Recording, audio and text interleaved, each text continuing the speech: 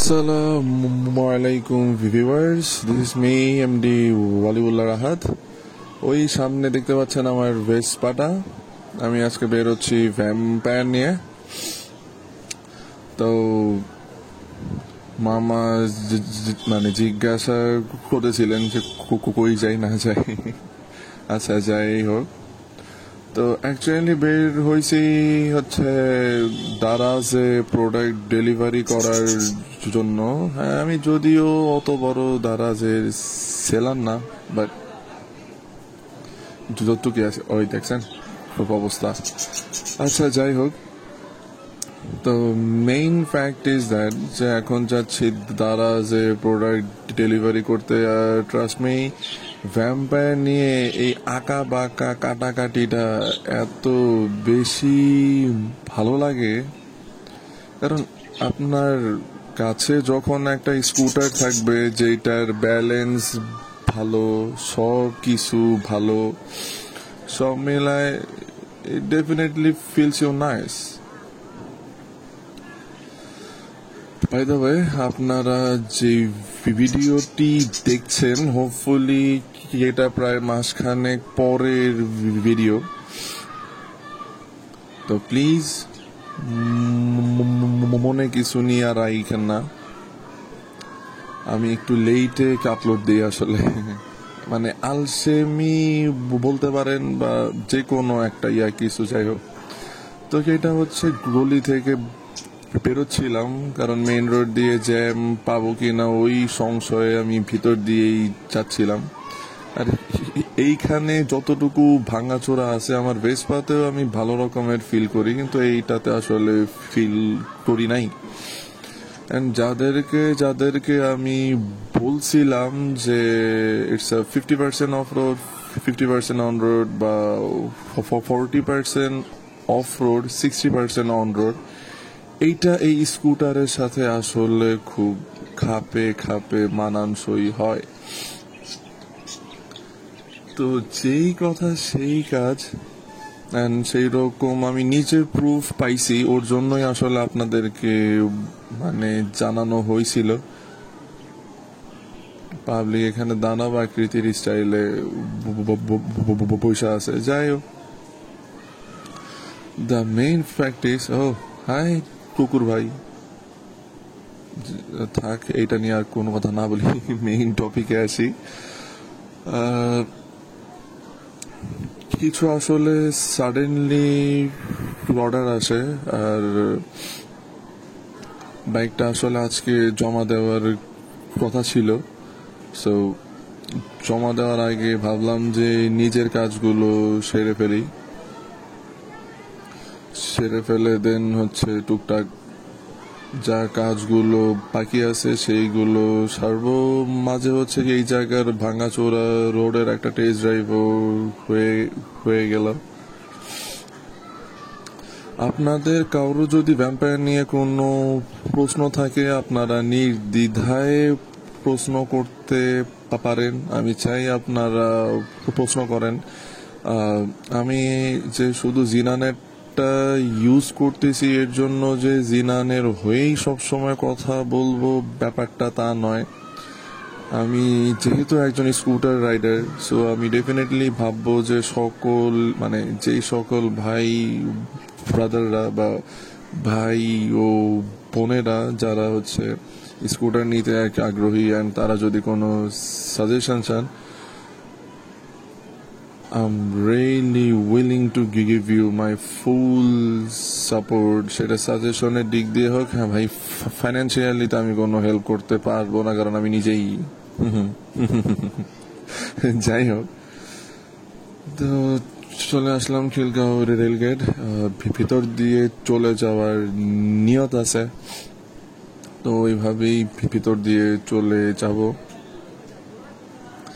আর break ইনের পর মাইলেজটা বৃদ্ধি পাইছে, এটা আমার নিজের কাছে ফিল হচ্ছে। অ্যান্ড আপনারা যারা রেগুলার আমার ব্লগ দেখেন বা যারা আমাকে চিনেন জানেন, এই মামা সাইড দিও, আচ্ছা, যেইটা হচ্ছে জানেন চিনেন, তো তারা ভালো মতোই জানেন যে আমি আসলে কোনো প্রকার মাইলেজ ফ্রিক না।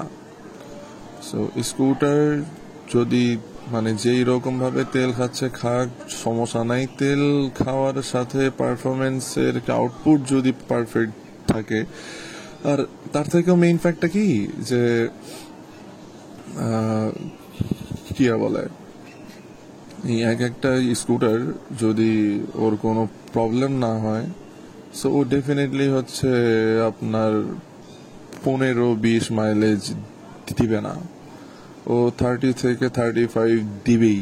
সো এটা কনফার্ম। সো এর জন্যই আমি আসলে ওই রকম কনসার্ন না মাইলেজ নিয়ে। যাই হোক,